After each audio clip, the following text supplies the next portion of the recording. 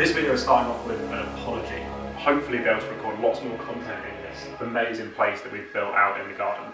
But we played our first locals where people had more access to these cards, so was the game more difficult? Okay guys, we've decided the first 4 outs and ins.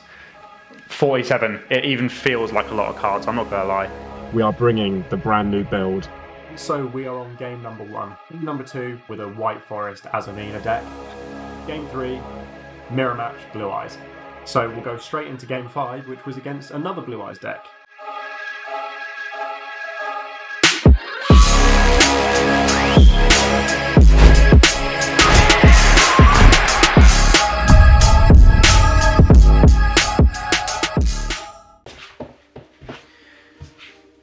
So, this video is starting off with an apology because this content you're about to watch, I filmed back in mid-April and we are now in late July. So this content is almost 3 months old, some of it, so you'll hear me talking about stuff like Stampede sets just come out, but actually Stampede's old news now. We're about to get Justice Hunters released, but I've just had no time to edit and I've not had a machine that's been capable of editing. I do now, so I'm getting through all the content that I didn't manage to get to edit. And you're going to see, we're on episode 6 now. I've recorded all the way up to episode 10, so I've already got 4 in the bank ready to go, as well as some pack openings ready. So lots of content coming out, but apologies for the delays up to now. You'll also notice the shed is almost done. We need a door putting in there, and then I need to move all this crap away, and then it is ready to be our new filming space. So really excited to hopefully be able to record lots more content in this amazing place that we've built out in the garden. So Stampede is officially out. We've opened our box, had our fun, didn't pull anything we actually needed, like the Full Losses and Metal Tronuses, etc. But we played our first locals where people had more access to these cards. So was the game more difficult? I would say potentially, but actually I didn't see too much about it. But maybe because it was the first weekend, people didn't quite have their deliveries yet. So maybe next locals is going to be much worse for things like Full Loss, etc. But with that being said, we've picked up a set of our own Full Losses, our own Metal Tronus. We packed the Magia, as you remember, in the last episode. So we are doing a complete deck rebuild. I've got all of my sleeves here ready to go. So we are going to pull this deck apart, start again, and it's going to look the most interesting and different that it ever has. Only problem is it's more of my twist on it because it's something that I've worked out that I want to use. Is it going to be as good as the previous build? Maybe not, but I kind of want to have a bit of fun with it over the next few weeks because I feel like although it may not be the best, if I'm having fun it might prompt me to even play a little bit better myself. And you never know, the combo might be insane. We'll have to wait and see. Then we're also doing these crazy offers on Yu-Gi-Oh stuff. So I managed to pick all of this stuff up you're seeing now for £15. That was some packs, a game mat, and the 2-player starter set. So considering what we pulled, we made a decent chunk of profit out of this.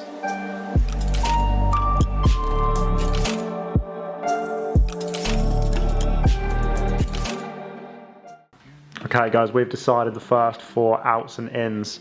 So in, we have the Ultimate and the Magia. I think we know why. These two, we're going to have some fun with it. And then we also have Typhon as just a good generic card, and Detonator as a Metal Tronus target coming in, which means that leaving the extra deck is 1 Spirit, so we are losing a tiny bit of consistency.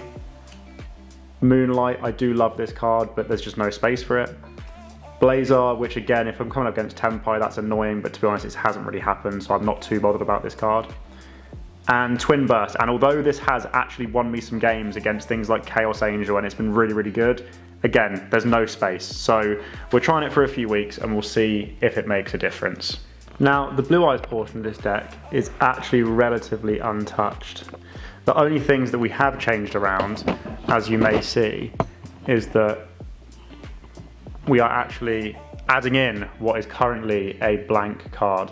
Now, this blank card is going to be a Priestess with Eyes of Blue. So that's going to be something that we're going to use our additional normal summon to summon it. And then we're going to use Mausoleum to target it, chain its ability, to then add Chaos Max and then a Jet Dragon or anything else we need to the hand, and that's how we're going to get closer to that Magia combo straight away. There is absolutely nothing changing in what our Primite engine currently looks like. We are keeping the 3 barrel, 3 loads, and 2 drill beam. I just think that it's so strong, and although I only put the extra drill beam in to counteract losing a triple tactics, I want to keep it because it's been really helpful. The biggest change is actually going to be coming from our hand trap zone. So we run a lot of hand traps in here, and I don't really want to get rid of many or any of them. We're losing 1 effect Veiler, so we're going down to 2 Veiler, and this could be 1 if I find that it adds some consistency. But we're adding in 5 cards, so we're going up to a 47 card deck. We are adding Neo Kaiser Seahorse and Blue Eyes Chaos Max. Now, the reason for this is, again, for the Magia combo. We've managed to pack this lovely alternate art Chaos Max that we're going to be using as well, which is amazing, even though all it's going to be doing is either adding to the hand or sending to grave to then put back in the deck. But, you know, it might see some limelight at some point. And then Neo Kaiser's just there for if that I have the perfect combo to be able to send that to grave and then send Chaos with it. And then last but not least, we are adding in the 3 Fualos. I just think this card is needed in the meta. Like, I was kind of half expecting it to get maybe like a semi-limit or a limit. It didn't, so we need to capitalize. These weren't expensive cards. I ended up actually, I think, pretty much doing a straight trade for a Baby Ceresaurus for a playset of them, so I'm happy enough with that. It does mean that, yes, we are running a large deck. Like, this is now big. This is a big deck. 47, it even feels like a lot of cards, I'm not gonna lie.